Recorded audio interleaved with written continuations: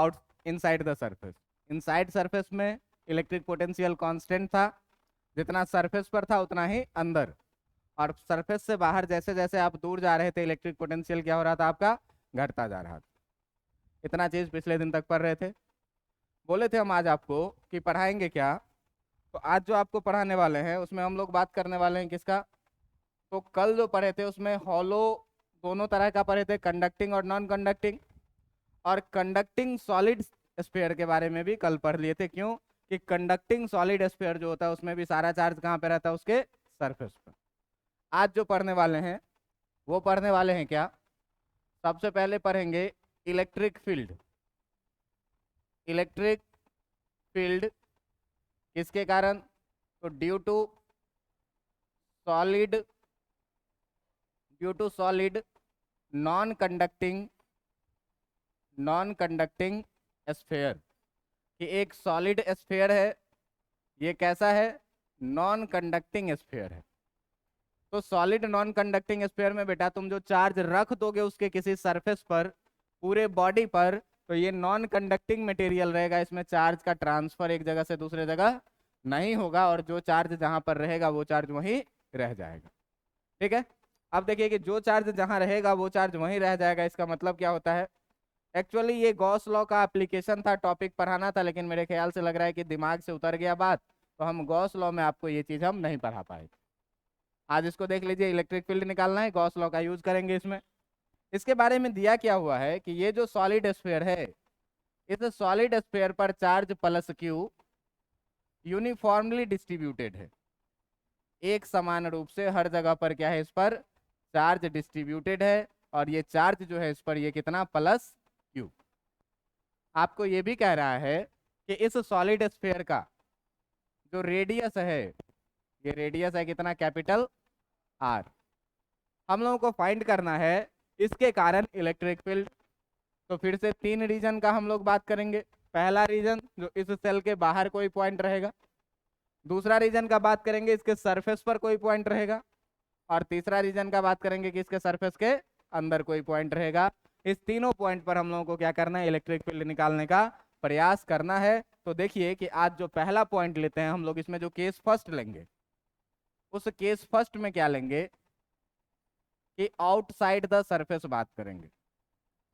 Outside the surface at distance small r from the centre, कि इसके centre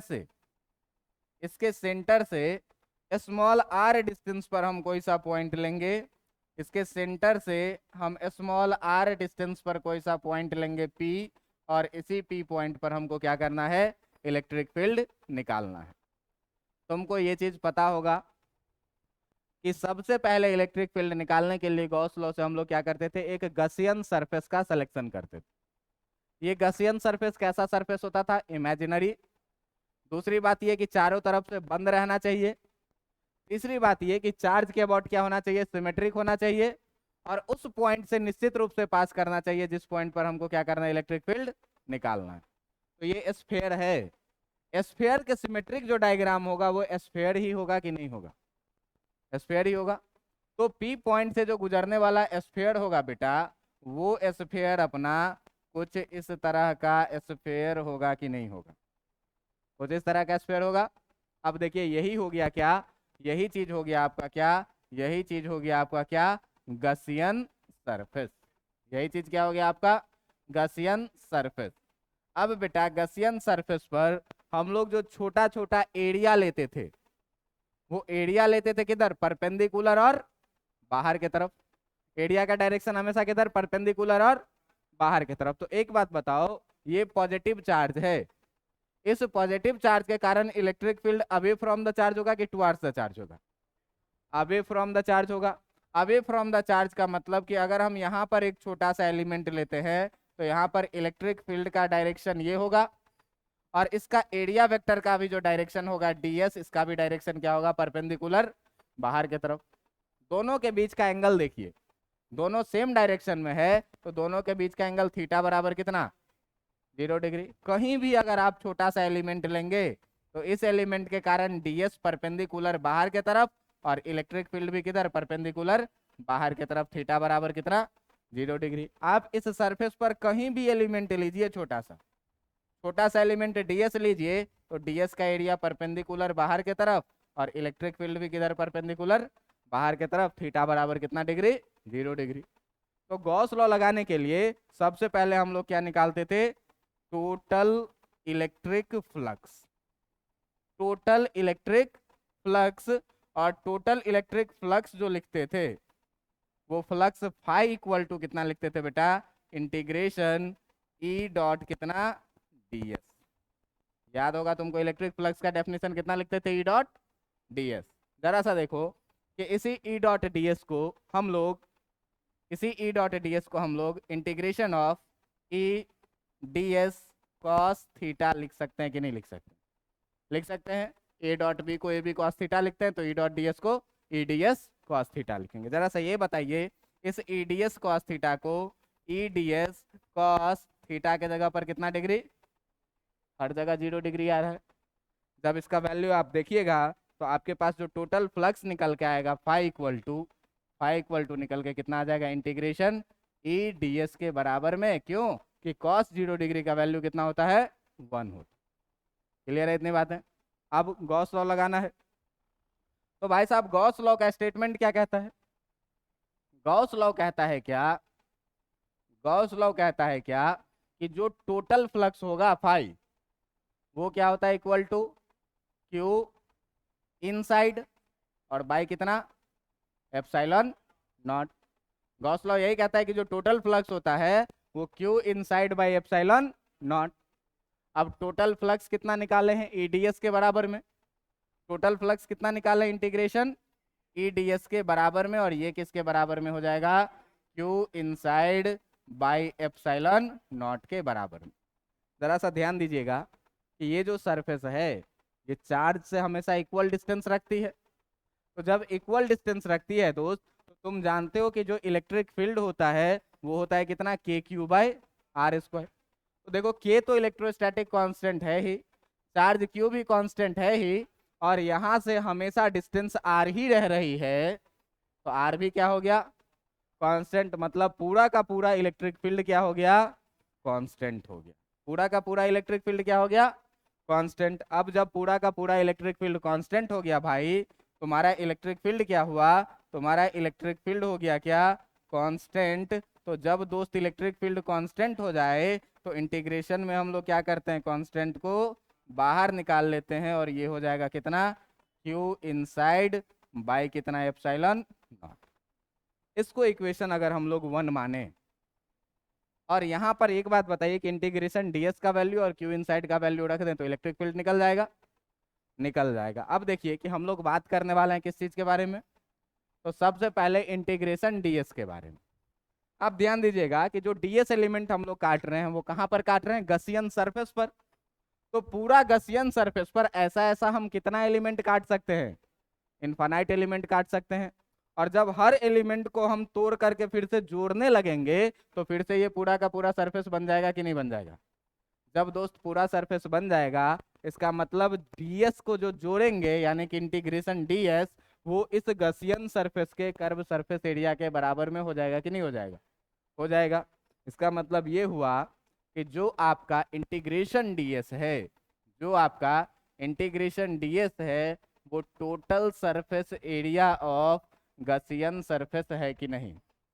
अब Gaussian surface जो है तुम्हारा वो कैसा सरफेस है, स्फेरिकल सरफेस है, और स्फेयर का टोटल सरफेस एरिया कितना होता है, 4 पाई आर स्क्वायर। इसका मतलब ये हुआ कि जो इंटीग्रेशन ऑफ ds है दोस्त 4 पाई, और गसियन सरफेस का रेडियस है कितना, r, 4 पाई आर स्क्वायर। लिखेंगे कि नहीं लिखेंगे। दूसरी चीज हमको ये निकालनी है, क्यू इनसाइड। दूसरी चीज हमको क्या निकालनी है, क्यू इनसाइड। कि गसियन सरफेस के अंदर में कितना चार्ज है। तो गसियन सरफेस के अंदर में तो पूरा का पूरा चार्ज है, और ये पूरा चार्ज कितना है, कैपिटल क्यू।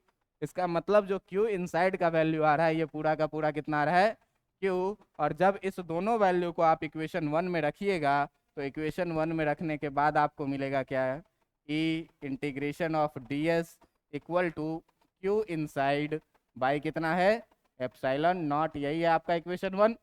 और इस इक्वेशन 1 में आप ds का वैल्यू रखिएगा तो कितना हो जाएगा e into 4πr² into Q inside के जगह पर, क्यू इनसाइड के जगह पर क्या लिखिएगा कैपिटल क्यू लिखिएगा, और एप्सिलॉन नॉट के जगह पर कितना रखिएगा आप एप्सिलॉन नॉट ही रखिएगा। 4πr² इधर मल्टीप्लाई में है, इस साइड ले जाएंगे तो डिवाइड में जाएगा, इधर कितना बचेगा e equal to q by epsilon naught इधर पहले से है, और ये 4πr² मल्टीप्लाई से आएगा तो किधर चला जाएगा डिवाइड में चला जाएगा, कितना 4πr²। अब इसी को थोड़ा सा अरेंज करके लिख लेते हैं। अरेंज करके जब लिखेंगे तो हम लोग बात कर रहे हैं ई कहाँ का आउटसाइड का, अभी सरफेस के बाहर का बात कर रहे हैं। आउटसाइड में देखिए 1/4π और एप्सिलॉन नॉट को एक साथ लिख दे रहा हूँ, कैपिटल क्यू ऊपर है और r² नीचे है। यही क्या हो गया आपका electric field outside the surface. ध्यान से देखिएगा तो यहाँ पर जब आप लिखिएगा ई आउटसाइड बराबर, तो ये ई आउटसाइड बराबर जो हो जाएगा 1/4π एप्सिलॉन नॉट को कितना बोलते हैं कांस्टेंट के, चार्ज कितना क्यू और बाई कितना r²। ये चीज़ आपको याद रखना है। समझ में आ रहा है बात समझ में आ रही है, इसमें कोई दिक्कत नहीं, कोई दिक्कत। देखो बेटा जब इसमें हम लोग दूसरा केस लेंगे केस 2, और केस 2 में हम लोग बात करेंगे क्या at the surface of sphere, sphere के सरफेस पर, at the surface of sphere, sphere के सरफेस पर आप बात करिएगा तो स्फीयर के सरफेस पर आप देखिए कि जो आपका स्मॉल r है और जो कैपिटल R है ये दोनों क्या हो जाएंगे इक्वल हो जाएंगे। कैसे देखो सरफेस के बाहर हैं, स्मॉल r को देखते जाओ, नज़दीक आते जाएंगे स्मॉल r घटता जाएगा, और जैसे ही सरफेस पर आ जाएंगे तो ये स्मॉल r इतना ही तो बचेगा, और ये क्या है इसका रेडियस कैपिटल R। मतलब सरफेस पर स्मॉल r और कैपिटल R का वैल्यू जो है वो आपका क्या हो जाएगा इक्वल हो जाएगा। जब इक्वल हो जाएगा तो इसी फॉर्मूला में स्मॉल r को हम कैपिटल R बना देंगे, काम हो जाएगा, है ना। स्मॉल r को कैपिटल R बना देंगे तो काम हो जाएगा। तो ये जो हम लोग लिखेंगे E एट सरफेस, ये E एट सरफेस कितना आ जाएगा के क्यू बाई कैपिटल R का स्क्वायर। चलो इतनी कहानी आ गई। अब जो सबसे लास्ट कहानी है इनसाइड द सरफेस, उसके लिए आपको एक टर्म हम कभी पढ़ाए थे, याद होगा आपको, जिसको बोले थे क्या वॉल्यूमेट्रिक चार्ज डेंसिटी। क्या बोले थे वॉल्यूमेट्रिक चार्ज डेंसिटी। ये वॉल्यूमेट्रिक चार्ज डेंसिटी जो आपको बताए थे रो इक्वल टू हम लोग क्या लिखते थे क्यू बाई वी। ये चीज़ कभी पढ़ाए थे आपको, इतना आपको याद होगा। अगर इतना याद है तो चलिए हम लोग आगे बढ़ते हैं केस 3 के तरफ, और केस 3 में हम लोग बात करने वाले हैं किस चीज़ का इनसाइड द सरफेस का। केस 3 में हम लोग बात करने वाले हैं किसका इनसाइड द सरफेस का। अब देखिए कि इनसाइड द सरफेस में जब बात करेंगे तो देखो इनसाइड द सरफेस का जब बात करेंगे तो ये है तुम्हारा एक स्फेरिकल सेल, ठीक ना, ये है तुम्हारा एक स्फेरिकल सेल। इस स्फेरिकल सेल के बारे में क्या कह रहा है कि इस स्फेरिकल सेल का जो रेडियस है दोस्त, इस स्फेरिकल सेल का जो रेडियस है वो रेडियस है कितना तुम्हारा, ये रेडियस है कैपिटल R, और इस पर जो है सो प्लस क्यू चार्ज जो है वो यूनिफॉर्मली इस पर क्या है डिस्ट्रीब्यूटेड है। प्लस क्यू चार्ज क्या है इस पर यूनिफॉर्मली डिस्ट्रीब्यूटेड है, हर जगह एक जैसा बटा हुआ है। समझ में आ रहा है बात। इसके लिए अगर हम लोग बात करें वॉल्यूमेट्रिक चार्ज डेंसिटी का, वॉल्यूमेट्रिक चार्ज डेंसिटी का, तो वॉल्यूमेट्रिक चार्ज डेंसिटी जो लिखाएगा दोस्त, ये volumetric charge density rho equal to हम लोग क्या लिखते हैं क्यू बाई वी, लिखते हैं कि नहीं, charge per unit volume.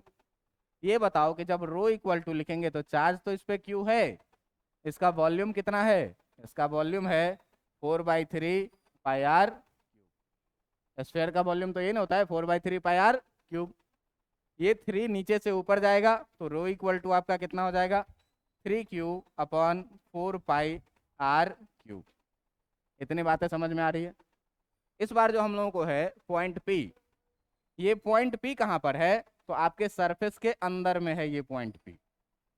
Point P कहाँ पर है? सरफेस के अंदर में, सेंटर से कितना डिस्टेंस पर? स्मॉल आर डिस्टेंस पर। अब देखो सबसे पहला काम क्या, तो गॉसियन सरफेस सेलेक्ट करना है। गॉसियन सरफेस क्या होना चाहिए? इस स्फीयर के सिमेट्रिक एक स्फीयर होना चाहिए। इस स्फीयर के सिमेट्रिक एक स्फीयर होना चाहिए, चारों तरफ से बंद होना चाहिए और पॉइंट पी से पास करना चाहिए। तो देखिए, तो ये सरफेस जो जाएगा, ये सरफेस मेरा कुछ इस तरह से जाएगा क्या? ये सरफेस मेरा कुछ इस तरह से जाएगा क्या? चारों तरफ से बंद भी है, पॉइंट पी से होकर के पास भी कर रहा है, और चार्ज के अबाउट क्या है? सिमेट्रिक भी है। यही जो सरफेस हो जाएगा आपका, ये जो सरफेस हो जाएगा, इसी सरफेस को क्या बोलेंगे?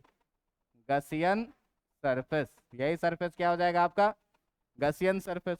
अब देखिए कि जब दोस्त गॉसियन सरफेस पे हम लोग एलिमेंट लेंगे, तो ये देखो कि ds किधर के तरफ? परपेंडिकुलर बाहर के तरफ, और इलेक्ट्रिक फील्ड भी पॉजिटिव चार्ज के कारण किधर? परपेंडिकुलर बाहर के तरफ। मतलब थीटा बराबर कितना डिग्री?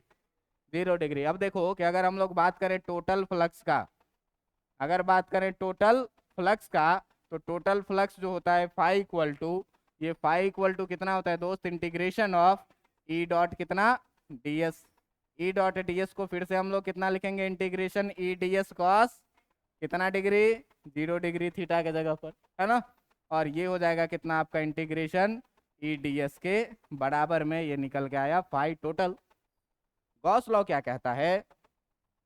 आपका गॉस लॉ क्या कहता है? तो आपका गॉस लॉ ये कहता है, गॉस लॉ ये कहता है कि जो टोटल फ्लक्स फाई होगा, ये होगा कितना? क्यू इनसाइड और बाई कितना? एप्सिलॉन नॉट के। टोटल फ्लक्स हमने कितना निकाला है? Integration of E ds equal to Q inside by कितना? Epsilon not. ये गॉस लॉ कहा। अब फिर से तुम देखो ये चीज, ये गॉसियन सरफेस चार्ज से हमेशा इक्वी डिस्टेंस है। इक्वी डिस्टेंस है मतलब इलेक्ट्रिक फील्ड कैसा? कांस्टेंट। तो जब दोस्त इलेक्ट्रिक फील्ड कांस्टेंट हो जाएगा, ई तुम्हारा कांस्टेंट हो जाएगा, तो ई अगर कांस्टेंट हो गया, तो इलेक्ट्रिक फील्ड कांस्टेंट होने के कारण इंटीग्रेशन से बाहर आएगा। ई इंटीग्रेशन ds इक्वल टू कितना बचेगा? क्यू इनसाइड बाय कितना? Epsilon not. इसको बोलेंगे फिर से क्या? इक्वेशन 1। और इस बार भी अगर हमको इंटीग्रेशन ds और क्यू इनसाइड पता चल जाए तो अपना काम हो जाएगा। तो देखो सबसे पहले हम लोग बात करेंगे किस चीज के बारे में? इंटीग्रेशन ऑफ ds के बारे में। तो ये जो इंटीग्रेशन ऑफ ds होगा, ये टोटल सरफेस एरिया ऑफ किसका हो जाएगा? गॉसियन सरफेस का। गॉसियन सरफेस का दोस्त रेडियस कितना है? Small r. तो स्मॉल आर है रेडियस, इसका मतलब जो इंटीग्रेशन ऑफ ds आ जाएगा, ये कितना हो जाएगा? 4 पाई आर स्क्वायर। क्या? गॉसियन सरफेस का रेडियस स्मॉल आर है, और इस गॉसियन सरफेस का एरिया कितना हो जाएगा? 4 पाई आर स्क्वायर। अब देखिए बात को आगे बढ़ाते हैं थोड़ा सा। लेकिन क्यू इनसाइड का वैल्यू निकालने के लिए इस बार देखिए, सारा चार्ज गॉसियन सरफेस के अंदर में नहीं है, गॉसियन सरफेस के बाहर भी तो चार्ज है। तो इस बार क्यू इनसाइड को कैपिटल क्यू लिखेंगे क्या? नहीं लिखेंगे। इस बार कुछ ही चार्ज है जो गॉसियन सरफेस के अंदर में है, कुछ चार्ज ऐसा भी है जो गॉसियन सरफेस के कहाँ है? बाहर है। तो कैसे निकाला जाए क्यू इनसाइड? तो इस बार हम लोग क्या लगाएंगे वॉल्यूमेट्रिक चार्ज डेंसिटी का फॉर्मूला। वॉल्यूमेट्रिक चार्ज डेंसिटी क्या कहता है कि जो रो इक्वल टू हम लोग हो रहे हैं, वो हो रहे हैं q inside by volume, by कितना? वॉल्यूम। तो ये चीज देखो कि जो हमारा क्यू इनसाइड निकलेगा, जो हमारा क्यू इनसाइड निकलेगा, वो रो इंटू कितना निकलेगा? वॉल्यूम निकलेगा। रो के बारे में हम लोग पहले ही निकाल चुके हैं। रो कितना है? 3q by 4 pi R cube. Rho कितना है? 3q by 4 pi capital R cube. लेकिन हमको कितने वॉल्यूम में चाहिए? तो जितना बड़ा गॉसियन सरफेस है उतने ही वॉल्यूम में चाहिए। तो गॉसियन सरफेस का वॉल्यूम कितना होगा? 4/3 पाई आर क्यूब, लेकिन स्मॉल आर होगा। 4/3 पाई आर क्यूब, लेकिन कितना होगा? स्मॉल आर होगा। तो 4/3 पाई स्मॉल आर का क्यूब। देखिए 4 से 4, 3 से 3, पाई से पाई कैंसिल, बचेगा कितना? बचेगा आपका क्यू इनसाइड बराबर जो आपका बचेगा, ये क्यू इनसाइड बराबर कितना बचेगा, तो क्यू इनसाइड बराबर बचेगा क्यू स्मॉल आर का क्यूब बाई कैपिटल आर का, इतना चीज बचेगा। इस सारे वैल्यू को जब आप इक्वेशन 1 में डालिएगा तो इक्वेशन 1 का वैल्यू क्या कह रहा है, इक्वेशन 1 जो कह रहा है आपका, वो इक्वेशन 1 कह रहा है क्या कि भैया हम हैं E times integration of D S equal to Q inside और बाई कितना एप्सिलॉन नॉट। ई के जगह पर ई रहने दो, डी एस के जगह पर 4 पाई r² रखो, क्यू इनसाइड के जगह पर q r cube by are cube रखो और इनटू 1/एप्सिलॉन नॉट कर दो, तो बाई एप्सिलॉन नॉट हो गया। कोई दिक्कत इसमें? अब देखिए ये 4 पाई r² इधर मल्टीप्लाई में तो इधर किस में आएगा, डिवाइड में आएगा। तो ई इक्वल टू जो बचेगा तुम्हारे पास वो कितना बचेगा, क्यू स्मॉल आर का क्यूब बाई कैपिटल आर का क्यूब इंटू 1/एप्सिलॉन नॉट, और ये मल्टीप्लाई से डिवाइड में जाएगा तो कितना 4 पाई r²। अब ध्यान दीजिएगा, देखिएगा कैसे कैसे कट रहा है। ये r² से ये क्यूब कट जाएगा, 2r को ख़त्म करेगा, 1r बचेगा। दूसरी चीज़ देखिए, और कुछ नहीं कटेगा, और कुछ नहीं कटेगा तो बचेगा क्या सब, ये देखिएगा।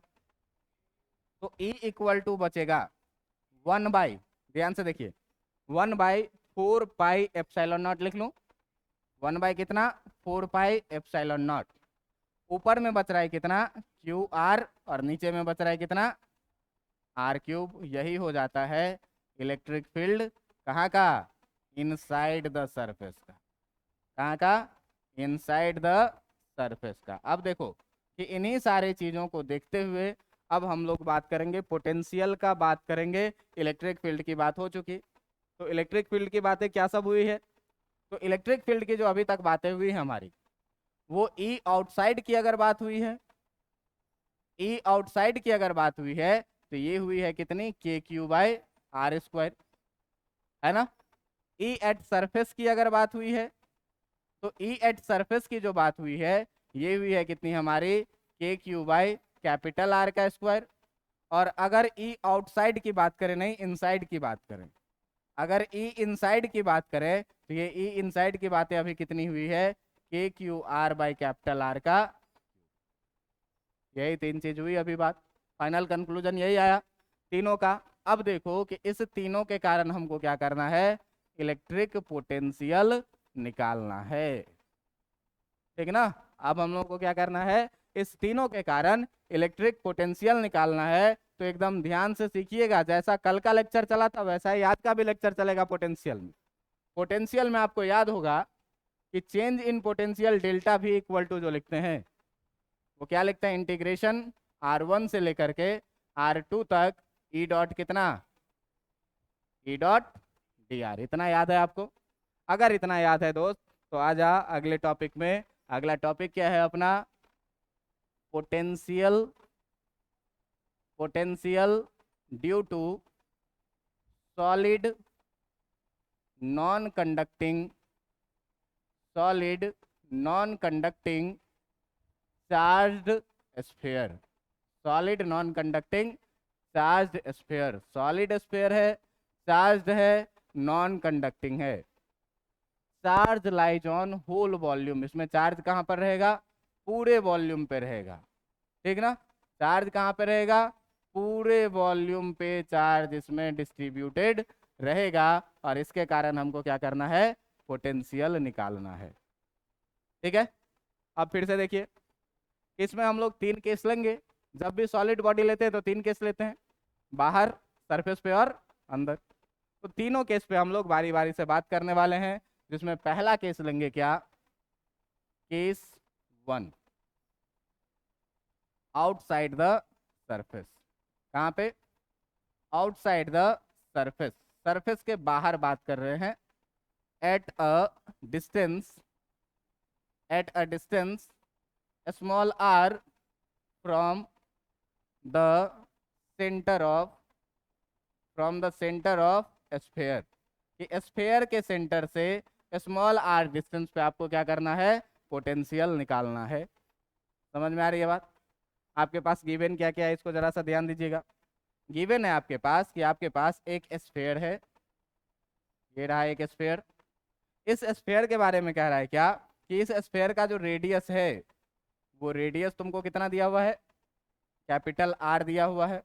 और ये कह रहा है कि इस स्फीयर पर चार्ज प्लस क्यू जो है वो यूनिफॉर्मली पूरे वॉल्यूम पे क्या है, डिस्ट्रीब्यूटेड है। यूनिफॉर्मली क्या है, पूरे वॉल्यूम पे डिस्ट्रीब्यूटेड है। इस बार आपको क्या कह रहा है कि आपको पोटेंशियल निकालना है, इसके सेंटर से स्मॉल आर डिस्टेंस पर कहीं पर एक पॉइंट पी है, सेंटर से स्मॉल आर डिस्टेंस पर कहीं पर एक पॉइंट पी है, और इसी पी पॉइंट पर आपको क्या करना है, इलेक्ट्रिक पोटेंशियल निकालना है। तो याद करिए जरा सा पोटेंशियल का डेफिनेशन। पोटेंशियल का डेफिनेशन ये कहता है कि अगर मैं अपने हाथ में यहाँ पर इन्फानाइट पर एक पॉजिटिव चार्ज रखूं तो ये पॉजिटिव चार्ज इसको अट्रैक्ट करेगा कि रिपेल करेगा, रिपेल करेगा पॉजिटिव को। तो हम इसको पकड़ेंगे और हम इसको बाहर से धक्का देना शुरू करेंगे, क्या कि चल धीरे धीरे धीरे धीरे कहाँ पर, पी पर, और इसमें जो काम करना पड़ेगा वही पोटेंशियल होगा। मतलब शुरू में बॉडी कहाँ पर थी, इन्फानाइट पर, इनिशियल में बॉडी कहाँ पर थी, इन्फानाइट पर, और फाइनल में बॉडी कहाँ पर आई, पी पर। बताओ इन्फानाइट से पी तक आने में डिस्प्लेसमेंट जो डी आर होगा वो पीछे जाना पड़ेगा कि आगे आना पड़ेगा, पीछे आना पड़ेगा। डी आर का डायरेक्शन ये पॉजिटिव चार्ज है, इसके कारण जो पोटेंशियल इलेक्ट्रिक फील्ड होगा ये electric field away from the charge होगा कि टुवर्ड्स द चार्ज होगा, electric field away from the charge होगा। अब ध्यान से देखिए डी आर और ई एक दूसरे के ठीक अपोजिट डायरेक्शन में है, इलेक्ट्रिक फील्ड है इधर के तरफ तो डी आर है अपना इसके अपोजिट डायरेक्शन में, और यहाँ थीटा बराबर कितना 180 डिग्री हो रहा है। इतनी बातें समझ में आ रही है? जब इतनी बातें समझ में आ रही है दोस्त तो तुमको ये भी बात पता होगा कि जो चेंज इन पोटेंशियल लिखते हैं डेल्टा भी बराबर वो लिखते हैं इंटीग्रेशन R1 से लेकर के R2 तक ई डॉट कितना dr। इतना चीज पता है कि नहीं है? इतना चीज पता है तो चेंज इन पोटेंशियल का मतलब क्या हुआ, चेंज इन पोटेंशियल का मतलब हुआ फाइनल पोटेंशियल और minus initial potential equal to integration R1 से लेकर के R2 तक, और कितना लिखेंगे ई डॉट dr लिखेंगे कि नहीं लिखेंगे? इतना बात समझ में आ रहा है? हम फाइनली कहाँ पर थे, पी पॉइंट पर, जो कि सेंटर से कितना डिस्टेंस पर है, आर डिस्टेंस पर। मतलब हम फाइनली थे पी पॉइंट पर और इनिशियली हम कहाँ पर थे, इन्फिनिटी पर, इक्वल टू इंटीग्रेशन R1। हम पी पॉइंट पर थे कि इन्फिनिटी पर थे, शुरू में कहाँ पर थे, इन्फिनिटी पर, तो लोअर लिमिट कहाँ लगाएंगे, इन्फिनिटी, और वहां से चलते चलते हम कितना डिस्टेंस पर आ गए हैं, आर डिस्टेंस पर। मतलब चले हैं कहाँ से कहाँ तक, इन्फानाइट से आर तक। और ई डॉट डी आर को दोस्त ई डी आर कॉस 180 डिग्री लिख देंगे तो कोई आपत्ति है आपको? कोई आपत्ति नहीं है। कॉस 180 डिग्री का वैल्यू भाई कितना होगा, -1। इस -1 को जब बाहर कर लेंगे तो तुम्हारा जो कहानी बचेगा वो बचेगा Vp minus V infinitive equal to minus integration infinitive से लेकर के आर तक E D R. Cos 180 degree का वैल्यू -1 पीछे कर लिए। अब देखो तुम क्या जानते हो, तुम जानते हो कि हम लोग सरफेस के बाहर बात कर रहे हैं, और तुम अभी पढ़े हो कि जो electric field outside the surface होता है, आउटसाइड द सरफेस होता है, ये होता है कितना, के क्यू बाई आर स्क्वायर। होता है कि नहीं? ये अभी पढ़े हैं, के क्यू बाई आर स्क्वायर। इसका वैल्यू रख दीजिए। और ये भी जानते हैं कि जो इन्फानाइट पे पोटेंशियल होता है वो कितना, इन्फानाइट पे पोटेंशियल 0 होता है। तो भाई बचेगा क्या, भाई बचेगा अपने पास क्या बचेगा कि potential at point P equal to minus integration infinitive से लेकर के आर तक, ई के जगह पर लिखेंगे के क्यू बाई आर स्क्वायर और डॉट कितना डी आर। कोई दिक्कत? इतना में कोई दिक्कत? ये बताइए तो के कांस्टेंट है और क्यू कांस्टेंट है, दोनों बाहर आ जाएगा कि नहीं?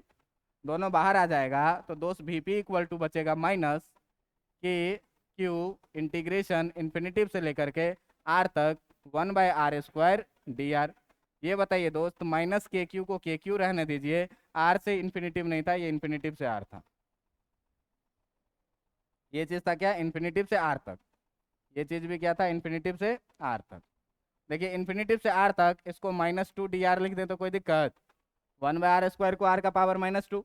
अब इंटीग्रेशन में क्या करिएगा, माइनस के क्यू को के क्यू रहने दीजिएगा, इंटीग्रेशन में पावर को 1 बढ़ाइएगा और उसी से क्या करिएगा, कहाँ से कहाँ तक, इन्फिनिटिव से आर तक। ये चीज़ देखिए आपका क्या होने वाला है, तो ये चीज़ जो होगा आपका वी पी इक्वल टू कितना होगा, माइनस के क्यू इंटीग्रेशन आर का पावर -2 + 1 कितना, अब -2 + 1 कितना, कहाँ से कहाँ तक होगा कि नहीं होगा, ये बताओ कि इस -1 को मैं बाहर ले आऊँ तो वी पी इक्वल टू के क्यू प्लस हो जाएगा और आर का पावर -1 बचेगा, इसको 1/r लिख दूँ, कहाँ से कहाँ तक, इन्फिनिटिव से आर। अब पहले अपर लिमिट पुट करोगे तो के क्यू अपर लिमिट पुट करोगे तो 1/r ही रह जाएगा और लोअर लिमिट पुट करोगे तो -1/, इन्फिनिटिव हो जाएगा। 1/∞ कितना होता है, ये कितना बचेगा, के क्यू बाई कितना, आर। सर ये तो पॉइंट चार्ज वाला फॉर्मूला लग रहा है, तो फिर क्या बात हो गई कि पॉइंट चार्ज वाला फॉर्मूला क्या है दोस्त, तो इस स्फीयर को तुम इन्फानाइट से न लेकर के आ रहे हो जी, तो इन्फानाइट से जब इस स्फीयर को देखोगे तो ये स्फीयर कैसा दिखेगा, पॉइंट के जैसा दिखेगा, इसीलिए फॉर्मूला कैसा आएगा, पॉइंट के जैसा आएगा। बात समझ में आ रहा है कि नहीं, इतना बात अगर आपको समझ में आ गया तो आप यहाँ देखिएगा ध्यान से कि यहाँ पर जो पोटेंशियल एट पी है वो इन्वर्सली प्रोपोर्शनल टू क्या है, आर है। मतलब डिस्टेंस जैसे जैसे बढ़ाते जाएंगे, आर का वैल्यू जैसे जैसे बढ़ता जाएगा, पोटेंशियल क्या होता जाएगा, घटता जाएगा। जरा सा याद करिए तो पॉजिटिव चार्ज है, electric field away from the charge है, और इलेक्ट्रिक फील्ड के डायरेक्शन में जैसे जैसे जाएंगे आर का वैल्यू बढ़ेगा कि नहीं, आर का वैल्यू बढ़ेगा तो पोटेंशियल घटेगा कि नहीं घटेगा, तो इलेक्ट्रिक फील्ड के डायरेक्शन में चल रहे हैं तो पोटेंशियल क्या हो रहा है, डिक्रीज हो रहा है। बात समझ में आ रही है। अब देखिए दूसरा पॉइंट, दूसरा पॉइंट में देखिए कि हम लोग बात करने वाले हैं कहाँ, अब एट द सरफेस। हम लोग अभी थे सरफेस के बाहर, अब जब सरफेस पर आप आ जाइएगा केस 2 में, जब बात करिएगा कहाँ, at the surface, at the surface, जब सरफेस पर आप लोग आ जाइएगा तो देखिए तो स्मॉल आर और कैपिटल आर दोनों बराबर हो जाएगा कि नहीं हो जाएगा। जब सरफेस पर आ जाइएगा दोस्त तो ये पॉइंट जो पी आ जाएगा तुम्हारा सरफेस पर, तो ये स्मॉल आर घट के किसके बराबर में हो जाएगा, रेडियस के बराबर में, जो कितना है, कैपिटल आर। इसका मतलब स्मॉल आर और कैपिटल आर दोनों बराबर हो जाएगा। तो ये बताओ कि वी एट सरफेस का जब हम सीधे सीधे बात करें तो ये सीधे सीधे के क्यू बाई स्मॉल आर के जगह पर कैपिटल आर कर दें तो कोई दिक्कत नहीं होना चाहिए। केस 3 इन सबसे इंपॉर्टेंट केस है, और इस केस 3 को आप देखते रहिए एकदम ध्यान से कि कैसे कैसे डील किया जा रहा है, ठीक ना। तो हम लोग शुरू करते हैं केस 3, जो ही पढ़ना हमारा मेन मकसद था। ये दो तो सर पिछले जैसे ही है, सेल के जैसे ही है, लेकिन अब सेल के अंदर में चार्ज नहीं होता था, यहाँ सॉलिड स्फीयर के अंदर में चार्ज है, तो यहाँ पोटेंशियल बदलेगा। यहाँ इलेक्ट्रिक फील्ड होती है, वहाँ इलेक्ट्रिक फील्ड 0 होती थी, पोटेंशियल बदलेगी। कैसे बदलेगी इस चीज को जरा सा ध्यान से देखना, हम टाइम लेंगे थोड़ा सा, हो सकता है 5 मिनट ज्यादा लें। तो बेटा केस 3 में हम लोग क्या बात कर रहे हैं, केस 3 में बात कर रहे हैं क्या, इनसाइड द सरफेस। कहां पर बात कर रहे हैं, इनसाइड द सरफेस के लिए। आप ये चीज जानते हैं कि electric field inside the surface जो होता है ये होता है कितना, के q r by capital R cube. अभी देखें, देख लीजिए, ई इनसाइड द सरफेस कितना निकाले हैं, ई इनसाइड द सरफेस निकाले हैं कितना, के q r by are cube. समझ में आ रहा है बात, ये चीज। अब देखिए कि इसी चीज को हम लोग यूज करने वाले हैं यहाँ पर। इतना चीज जानते हैं। अपने पास डायग्राम क्या कह रहा है, तो डायग्राम कह रहा है भैया कि एक अपने पास स्फीयर है, चार्ज स्फीयर। इस स्फीयर का रेडियस भी अपने को पता है कि इस स्फीयर का जो रेडियस है वो रेडियस कितना है, कैपिटल आर के बराबर में। इसका रेडियस कितना है, कैपिटल आर के बराबर में। और ये भी पता है कि इस स्फीयर पर जो चार्ज है, इस स्फीयर पर जो चार्ज है वो चार्ज प्लस क्यू यूनिफॉर्मली इसके पूरे वॉल्यूम पर क्या है, डिस्ट्रीब्यूटेड है। अब अपने को एक पॉइंट पी है सेलेक्ट करना, एक पॉइंट पी है सेलेक्ट करना जो पी पॉइंट क्या हो, सरफेस के अंदर में हो। ये हो आपका पी पॉइंट, यहाँ से कितने डिस्टेंस पर, स्मॉल आर डिस्टेंस, ठीक ना। यहाँ से कितने डिस्टेंस पर, स्मॉल आर डिस्टेंस। आपको ये चीज पता है कि सरफेस पर जो पोटेंशियल है वी एस, ये कितना है, के Q by capital R surface पर। आप क्या करिए इस बार, सरफेस से चल के आइए यहां तक, पी तक। तो शुरू में आप कहां पर थे, सरफेस पर, अब बाद में आप कहां पर आए, पी पर, यही ना। फॉर्मूला क्या जानते हैं, फॉर्मूला जानते हैं सर हम कि जो डेल्टा भी होता है ना, वो होता है integration of sir E dot कितना डी आर, यही चीज जानते हैं। फिर से देखो कि अगर सरफेस से हमको पी तक आना है तो इधर चलेंगे कि अपोजिट चलेंगे, अपोजिट चलेंगे। इसका मतलब जो डी आर होगा वो कुछ ऐसा होगा, और पॉजिटिव चार्ज है तो जो इलेक्ट्रिक फील्ड होगा वो कुछ ऐसा होगा, यानी थीटा बराबर कितना होगा, 180 डिग्री अपोजिट डायरेक्शन में है। समझ में आ रही है बात। अब देखिए तो सर, अगर हमको डेल्टा भी लिखने का मन हो जाए तो इंटीग्रेशन ई डी आर कॉस 180 डिग्री लिखेंगे कि नहीं लिखेंगे सर, लिखेंगे। अच्छा इसमें सर एक चीज और होता था, कहाँ से कहाँ तक, R1 से R2 तक, लिखेंगे कि नहीं। जरा सा देखिए कि अब अगर हम लोग लिख रहे हैं डेल्टा भी बराबर कॉस 180 के बदले में माइनस लिखते हैं, इंटीग्रेशन R1 से लेकर के R2 तक, और ई डी आर लिखेंगे कि नहीं लिखेंगे, लिखेंगे। डेल्टा भी फाइनल माइनस इनिशियल लिखोगे, भी फाइनल माइनस भी initial, equal to integration R1 से R2 तक ई डी आर। ध्यान देना, क्या बोल रहे हो, नहीं अभी लेते हैं, अभी कहाँ लिए हैं, R1 से अभी तक फॉर्मूला ही लिख रहे हैं। अब देखिए कि शुरू में आप कहाँ पर थे, सरफेस पर, बाद में आप कहाँ पर आ गए, पॉइंट पी पर। तो मतलब फाइनल माइनस इनिशियल जब लिखिएगा तो क्या लिखिएगा, वीपी माइनस वीएस। शुरू में कहाँ पर थे बेटा, सरफेस पर, बाद में कहाँ पर आ गए, पॉइंट। तो फाइनल माइनस इनिशियल जो लिखेंगे तो वीपी माइनस वीएस लिखेंगे कि नहीं लिखेंगे, लिखेंगे। इक्वल टू, माइनस साइन भी था, माइनस साइन, इंटीग्रेशन। अब देखिए कि R1 से R2 तक, शुरू में हम थे सरफेस पर, सरफेस पर R का वैल्यू कितना, कैपिटल R। बाद में हम आ गए पॉइंट P पर, पॉइंट P से कितना डिस्टेंस, स्मॉल r। मतलब हम कैपिटल R से चलते चलते कहाँ पर पहुंच गए, स्मॉल r पर। तो भाई जब कैपिटल R पे थे हम शुरू में, और स्मॉल r पर आ गए बाद में। इलेक्ट्रिक फील्ड का वैल्यू सर अभी निकाले थे आप, के q r by capital R का क्यूब, और डी आर साथ में है, मोस्ट वेलकम। ये बताइए के क्यू कांस्टेंट है कि नहीं, इवन कैपिटल R भी कांस्टेंट है, सारा बाहर आएगा कि नहीं आएगा। अच्छा Vp के जगह सर Vp रहने देते हैं। Vs हमको सर पता है कि ये होता है कितना, के Q by capital R। Surface पर कितना पोटेंशियल होता है, के Q by capital R, equal to sir minus, और k Q by r cube को सर हम बाहर कर दिए, k cube by r cube को सर बाहर कर दिए, तो ऊपर में बच कितना गया सर, इंटीग्रेशन कैपिटल R से स्मॉल r तक R डी आर। यहाँ पावर कुछ नहीं तो कितना, 1।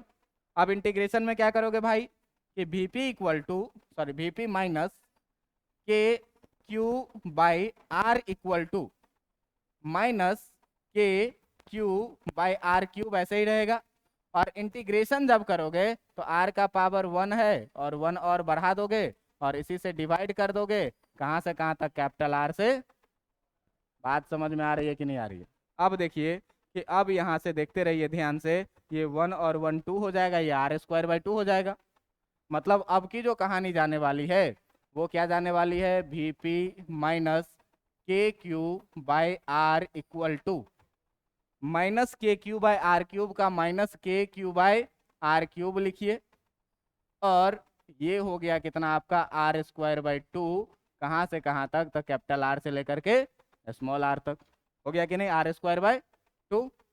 अब देखिए, अच्छा यहाँ R³ है, इसीलिए ना मेरा नहीं हुआ था जी, समझे, इसीलिए मेरा नहीं हुआ था, बोले थे R³ ही लिखा जाता है गलती से। चलिए देखिए, अब देखिए ये Vp माइनस के क्यू बाई आर लिखेंगे, इक्वल टू माइनस के क्यू बाई आर क्यूब, और देखिए स्मॉल r जब पुट करिएगा तो R²/2 ही रहेगा, और कैपिटल R जब पुट करिएगा तो माइनस कैपिटल R²/2 हो जाएगा। हो जाएगा कि नहीं, मल्टीप्लाई करिए जरा सा, तो जब लिखिएगा आप VP माइनस के Q by capital R equal to, देखिए माइनस माइनस वाला को पहले कर लेते हैं, प्लस हो जाएगा। तो ये देखिए तो माइनस माइनस हो गया प्लस, आप प्लस साइन को नहीं लिखेंगे तो कोई बात नहीं, के Q by R cube into R² by 2 हो जाएगा कि नहीं, हो जाएगा। बाद वाले से पहले कर दिए।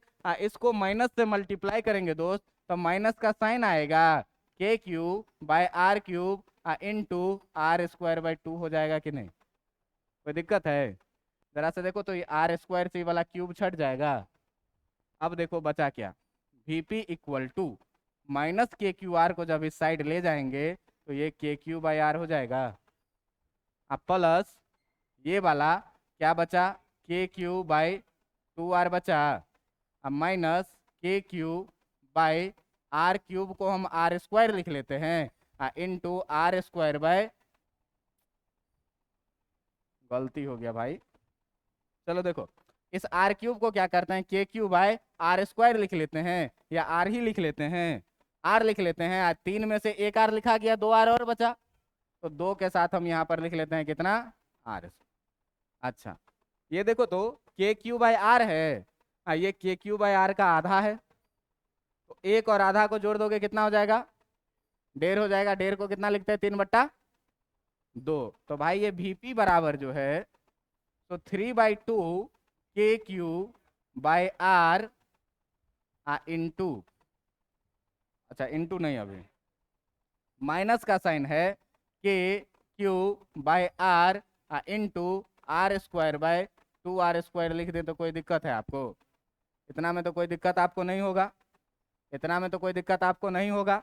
ध्यान से देखिएगा तो के क्यू बाय R दोनों में कॉमन भी है, अगर दोस्त कॉमन कर लेंगे तो VP बराबर 3/2, नहीं के क्यू बाय R कॉमन करना है, तो के क्यू बाय R कॉमन करेंगे तो इसमें बच जाएगा 3/2 माइनस इसमें बच जाएगा R²बाय 2R²। दोस्त यही फॉर्मूला हो जाता है इनसाइड का। ये बड़ी खतरनाक फॉर्मूला नहीं लग रहा है, हैं?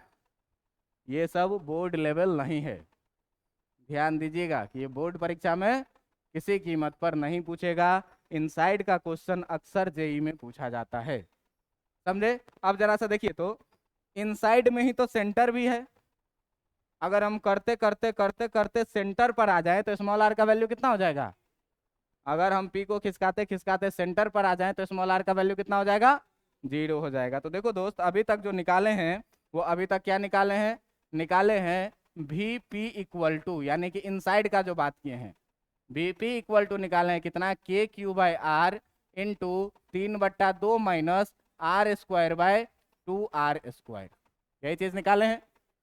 ध्यान से देखिएगा कि अगर बात करें at the centre of sphere, जब स्फीयर के सेंटर पर आप बात करिएगा तो स्मॉल r बराबर कितना हो जाएगा, 0 हो जाएगा। तो अगर आप बात करिएगा पोटेंशियल एट सेंटर का, पोटेंशियल एट सेंटर का, तो कितना रहेगा, k Q by R into 3/2 minus R का वैल्यू मतलब 0 का स्क्वायर, और नीचे कितना 2R²। ये देखिए कि 0 में किसी भी नंबर से भाग देंगे कितना हो जाएगा, बड़का 0 क्या।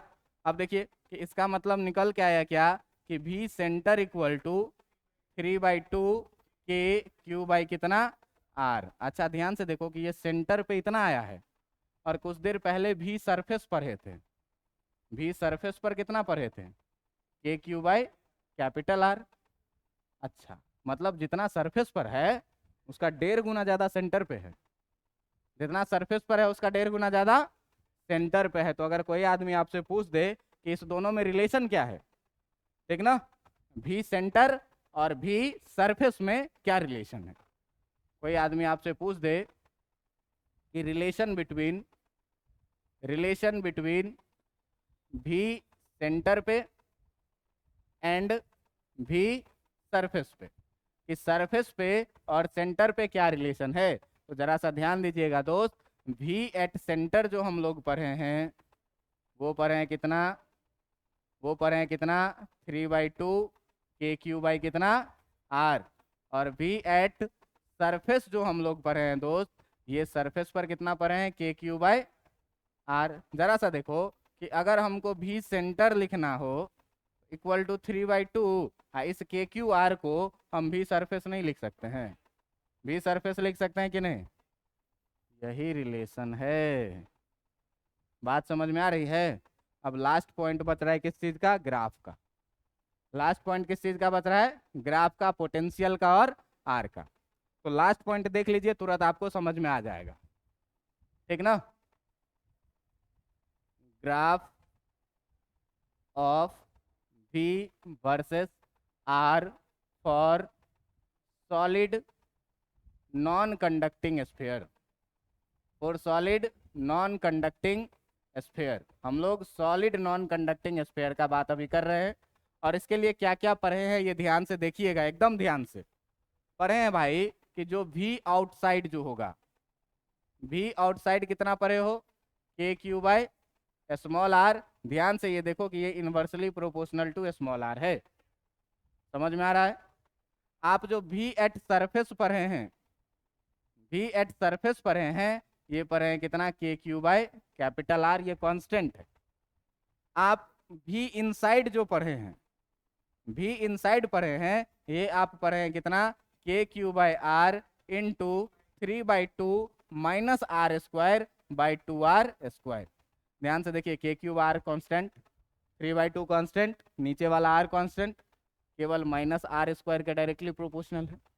तो यहाँ आप देखिएगा कि जो आपका भी इनसाइड है, ये भी inside inversely proportional to minus r square है।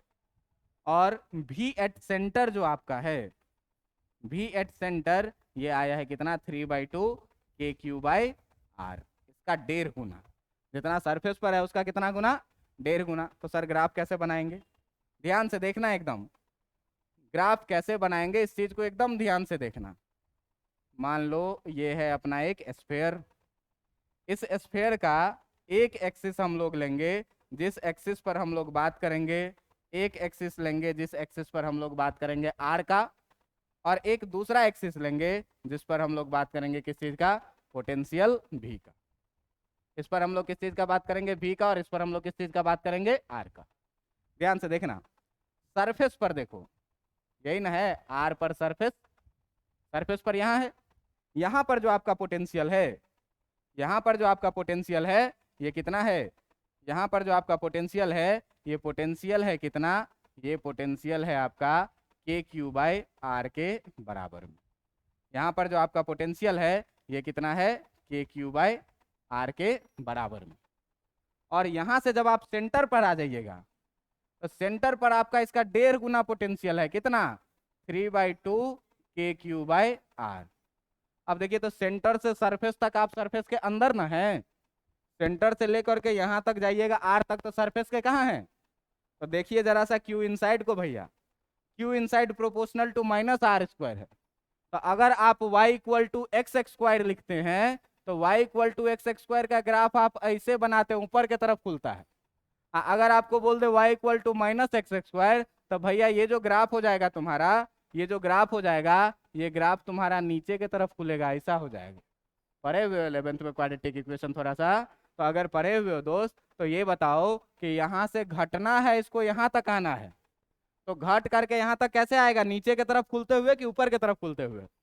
नीचे की तरफ खुलते हुए। तो जब नीचे की तरफ खुलते हुए आएगा, तो ये ग्राफ कैसा हो जाएगा, कुछ ऐसा, डाउनवर्ड ओपनिंग पैराबोला, नीचे की तरफ खुलता हुआ ये पैराबोला लगेगा, यहाँ पर घट के आएगा। अब फिर यहाँ से देखिए प्रोपोर्शनल टू आर। अब यहाँ से जैसे ही दूर गए तो सरफेस के कहाँ आ गए, बाहर आ गए। सरफेस के बाहर वाली कहानी देखो कि इनवर्सली प्रोपोर्शनल टू क्या है, जैसे जैसे आर बढ़ेगा वैसे वैसे पोटेंशियल घटता जाएगा, और इनफाइनाइट पे जाकर के लगेगा कि पोटेंशियल कितना हो गया। समझ में आया? ये था पूरा का पूरा सॉलिड स्फीयर, और यहाँ पर आज की कहानी होती है समाप्त। कल आप लोगों का चैप्टर 1 का ऑब्जेक्टिव टेस्ट है, जिसमें करीब करीब 20-25 क्वेश्चन पूछे जाएंगे। कल आपको टेस्ट देना है, ठीक है? चलिए,